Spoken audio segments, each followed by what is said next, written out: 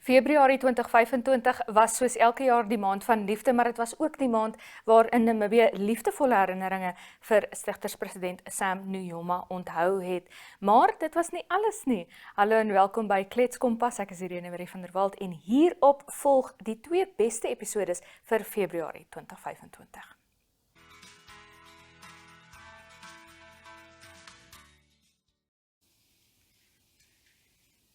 Van Marustus by ons president van Kletskompas United se rugbyklub. Welkom. Baie dankie, lekker om hier te wees. Julle het hom al gesien, maar dikwels praat die man Engels natuurlik. Ek wil so 'n bietjie breër wegspring, Winmar. Jy's 'n man wat 'n lang pad kom met sport en daai liefde ontwikkel het, nog steeds het. Wat kry jy uit sport uit? Ag, ek dink die eerste ding vir my is maar die mense. Jy ontmoet soveel mense. Ek dink oor die jare het baie werksgeleenthede en baie ander geleenthede buite die werk het opgekom uit sport uit.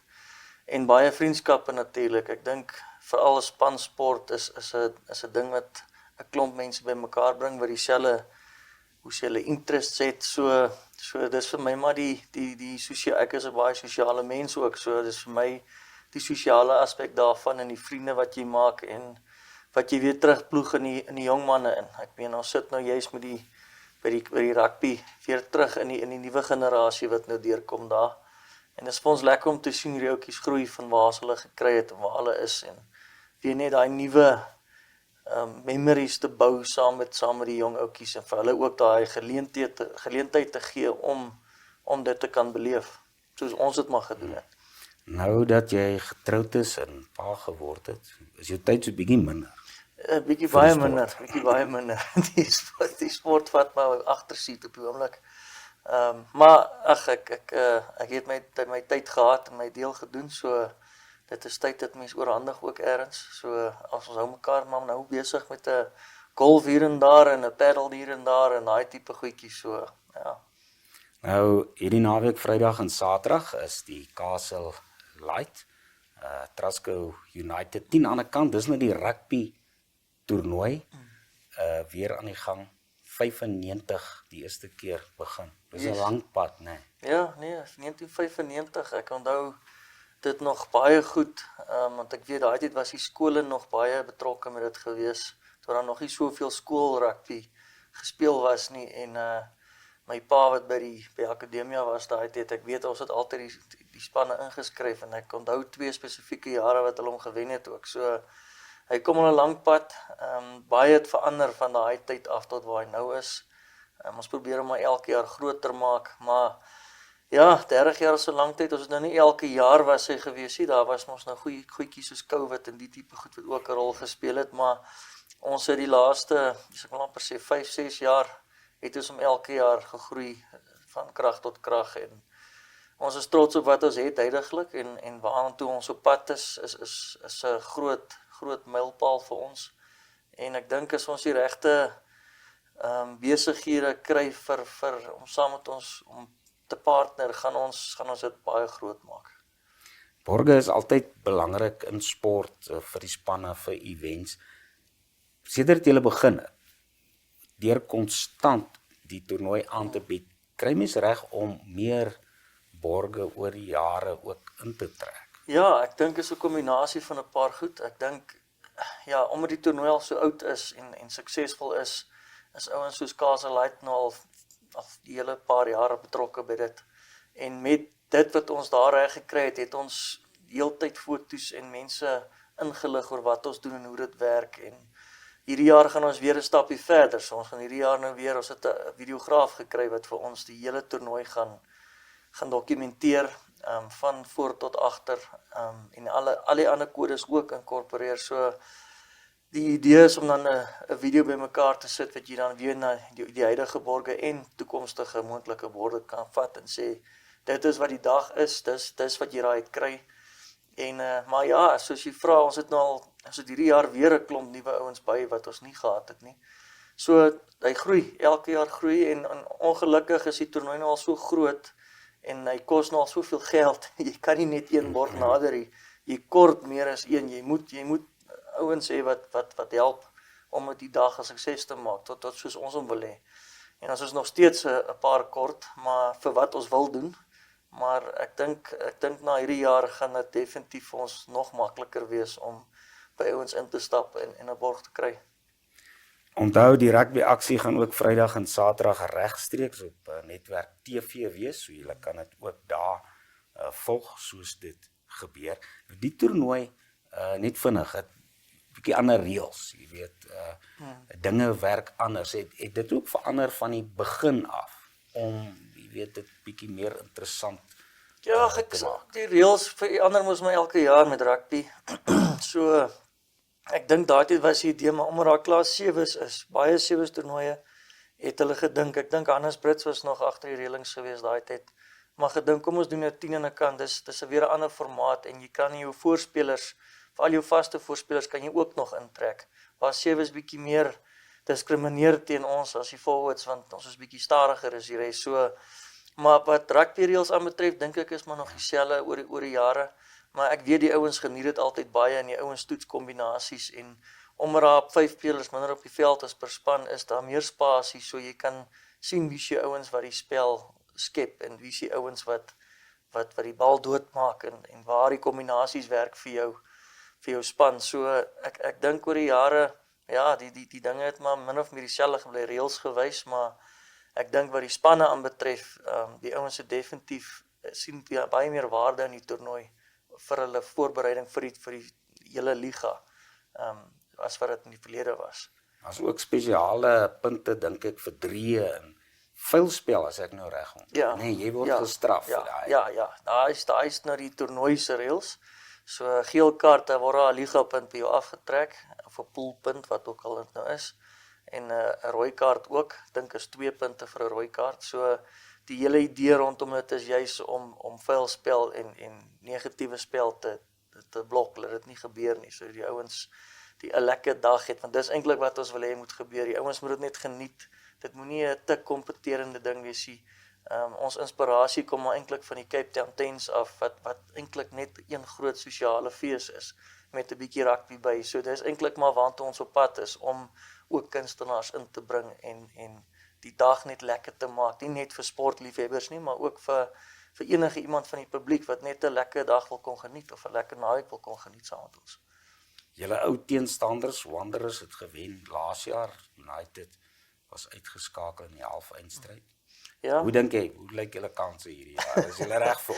Ons sal altyd wil glo, ons kanse lyk altyd goed, maar ek soos ek praat met die afrigters, lyk dit of ons het lekker spanne in die veld gestoot, so nee wat, ons sal onsself altyd 'n kans gee. Natuurlik is Wanderers 'n groot opponent en 'n sterk klap, so ons sal sien wat gebeur die naweek, maar ons is positief dat ons die eindstryd kan haal en selfs die ding kan wen, ja.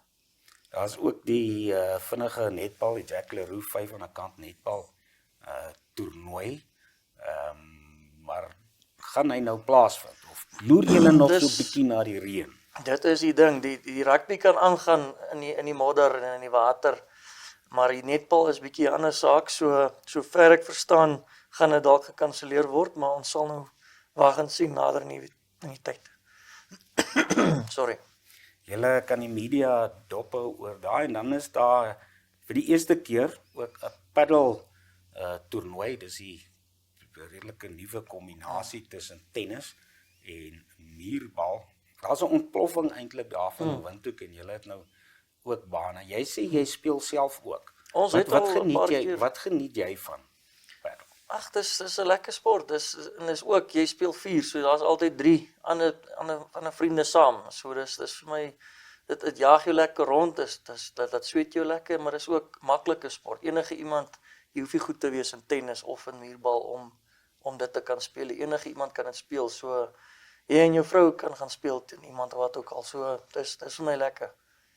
Ek vra baie keer vir ouens of ek wonder, blitskriket, jy sal onthou nee, blitskriket was ook so 'n groot ding, en toe gaan dit bietjie dood, maar ek dink, en dink jy dalk ook, paddle lyk vir my, dis nie, mens gaan nie dieselfde ding sien oor die aard van die sport.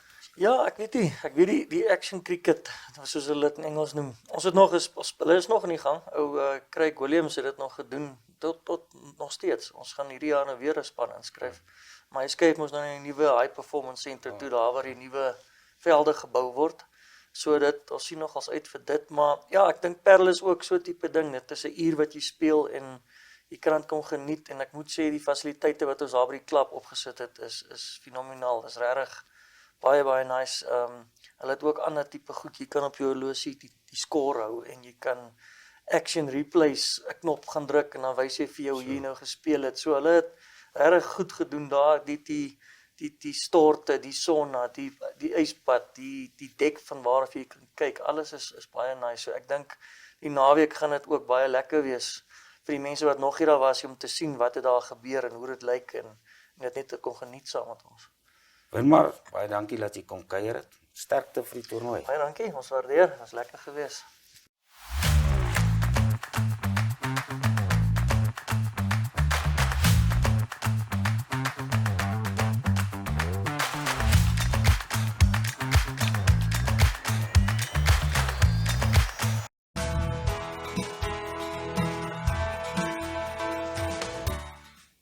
Namibia se direkteur vir kuns, Kariko Amagulu, kuier weer 'n slag by ons. Dit is eintlik 'n opvolg wat ons het. Ons wil bietjie kyk na die hartklop van die kunste in die land. Welkom. Thank you. Now, to start off with, because this was quite an important event last year, the Namibian Arts Fund is very important. Just tell us first, what does this fund do? What was envisaged originally with the act? Okay. The National Arts Fund Act was created to support the development of the arts industries in Namibia. So meaning giving support to artists, not only to carry out projects, but also to pursue careers within the arts. This was already done by my four starters, the Rita Louise Hofmeyers, who actually were part and parcel of the creation of that act. So basically it was a way to provide some support to the arts, particularly because it's one of the sectors that are least funded or supported. And that was, and I think that was the vision that they had for this fund. And particularly because also the creative industries are seen as the future, isn't it? So the idea is that we need to find a way to support their growth, and that's why this fund was created. The National Art Council of Namibia, they've got a Facebook page, but people can actually go and look there and see which artists are being supported in terms of funding. But the whole act was reviewed actually, especially as far as the funds go last year. What was some of the important input that was received? Okay, so this was a very interesting process because, to review acts in Namibia is that you need to do consultative meetings with all stakeholders, number one. But another lacking that the Act had was that they didn't have regulations. Previously, Acts would be passed without regulations. So one of the biggest aspect was for us to create regulations, and this was supported through the UNESCO Ashberg program. But the key areas, I think, in terms of the revision, is that currently the Arts Council acts as an agency, meaning the staff members come from the Ministry of Education, Arts and Culture, and it is kind of semi-autonomous, meaning that in a way it's kind of connected still to the government. And I think it was one of the areas that we had to look at. How do we make it more autonomous, number one? How do we make it more accessible? Because they only have an office in Windhoek.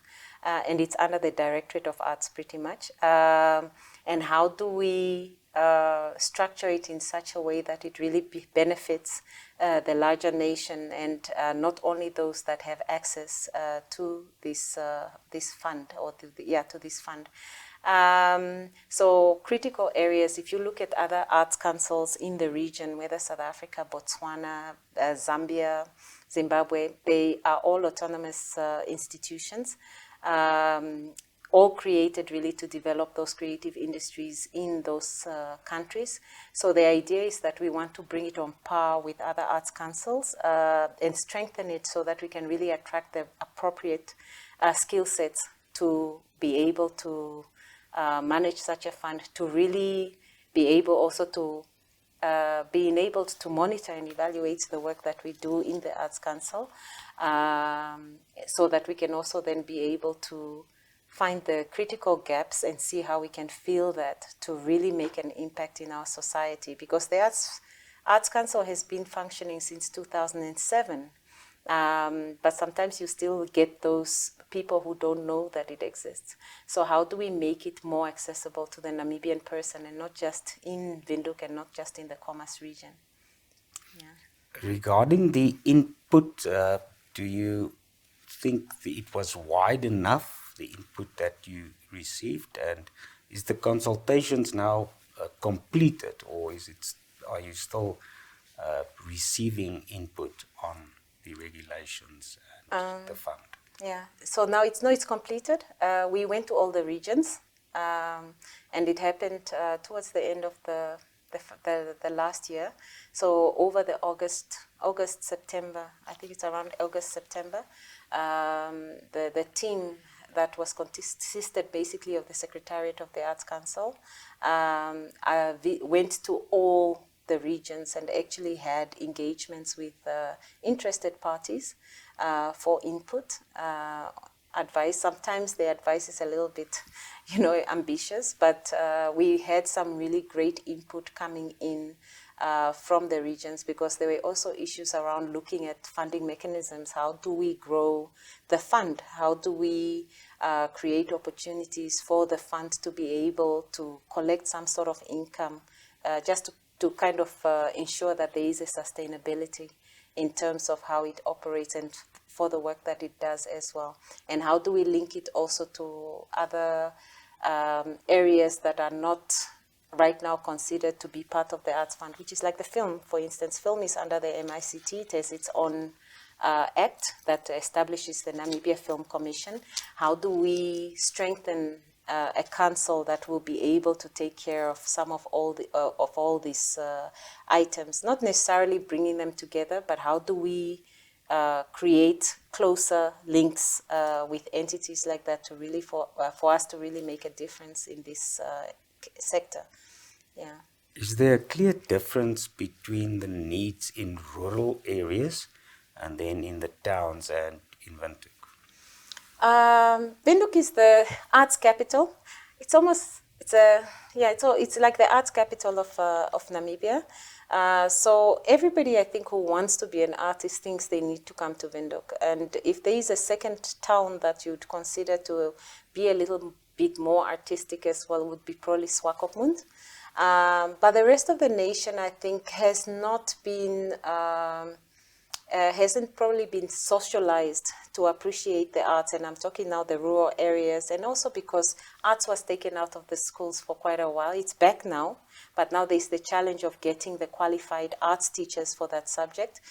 So a lot of people grew up, I think, and got out of the school system without really appreciating or getting to be part of the arts and understand what the arts is about. And I think those are the challenges that have been created as well, where there's a misunderstanding of what an artist is and what the career opportunities that exist in the arts are, because most people think it's just somebody either painting or somebody playing a guitar, but they don't realize that there are a lot of careers that basically come out of the arts, whether you're looking at graphic design, when you're looking at animation, whether you're looking at, even in the media, for instance, a lot of digital arts, nobody seems to connect those dots. It's almost, and there's a taboo around the arts. So I think in the rural areas, one thing that we have picked up is that we don't have a proper foundation that we are setting to really grow these industries. And I think you can't grow in industries if you're not building that from the ground. So for the first time, we have our own thematic area in the NDP6, the National Development Plan, and it's the cultural and creative industries. And then we have our own focal area as well, which is the arts and creative industries, and then another focal area, which is the culture and heritage aspect. But in the arts and creative industries, we are looking at how do we strengthen the arts education element in the schools? How do we get the arts closer to the people? So we are thinking about possibly putting up creative hubs. As you know, most of our arts institutions, government arts institutions, are in Windhoek, National Theatre, the College of the Arts, the National Art Gallery of Namibia. So how do we create these hubs so they are able to provide that support and or give these services in the region? So maybe just starting with a few, maybe starting with 4 creative hubs in different parts of the country, so that you can just bring it closer to those that are more creatively talented, and so they can have an opportunity to really then develop their skills. Yeah. And it'll help, obviously, to create the mind shift that's required Yes. as well, because that's a Yes. very difficult thing. You mentioned funding Yes. and money. Yeah. And a lot of people think, like sport, arts and culture is getting way too much investment from government. Well, How do you try, how do you go about try to change that mindset? I think it's getting to get our political bearers, number one, because that's where the lobbying needs to happen, to understand what the opportunities in the creative industries are. And I think the best thing that's been happening over the couple of years now is that creative industries has become a buzzword. And even in Namibia now, Ministry of Trade is approaching us in terms of creative industry services that they need to include as part of their trade sectors. Same thing with the NIPDB, for instance. They are also having an area where they are looking at the creative industries to see how they can support that development.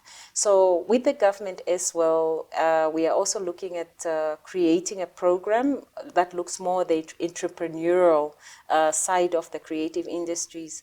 So you can see that there is this momentum where people are starting to see the opportunities, because I think the beauty of the creative industries is that it's based on our talents and our skills, and not necessarily something that you take out of the ground. It's something that stays with you all the time. So if you don't run out of it. I mean, unless you die or you lose your mechanisms or whatever. So meaning that the creative industry is probably the one the one sector or industries, or the industries that have the opportunity to make people more self-reliant, self-employed, and the opportunities abound when we look at the internet, because there's a lot of content creation that's happening around the world. How do we open up the pay systems, the global pay systems, so that our people can work remotely in Namibia, in the creative industries, to be able to generate an income from America or wherever else. There's a lot of work in the animation, drawing, and all these type of things that you can do from here. Graphic design also, working for big companies outside. And I think the biggest challenge for Namibia has been that we don't have proper support systems in terms of payment systems to allow people to be able to sit in their home creating this content or working for these international firms. And that is probably one of the key areas that we need to look at. And you can have a lot of young people gainfully employed using their skills and their talents. Yeah. Thank you very much. It's always great to hear positive news. Can I add something else? Yeah. Obviously, if you want to. Yeah, so Just maybe have a just minute before, or so just left. before we finish off, I think we're also very excited about 2025 because we are starting.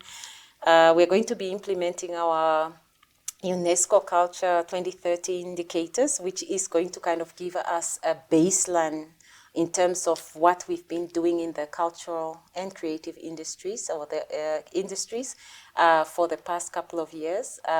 So we are starting with that already. We'll probably be launching later on in this month. And then another one is that we are also going to be doing a cultural and creative industry strategy that I'm really excited about, so that it will just kind of help us with a roadmap, which is basically linked then to the objectives that have been set in the NDP 6. And then I think I spoke about the entrepreneurship, the creative hubs and stuff. So there is a lot of things. However, we are a very small team, so sometimes it gets a little bit overwhelming. But we do have quite a bit of support from the National Theatre, the College of the Arts, as well as the National Art Gallery of Namibia. And it's really just about reaching out. Oh, and then in the regions, by the way, sorry, just before, because I know I can talk a little bit too much.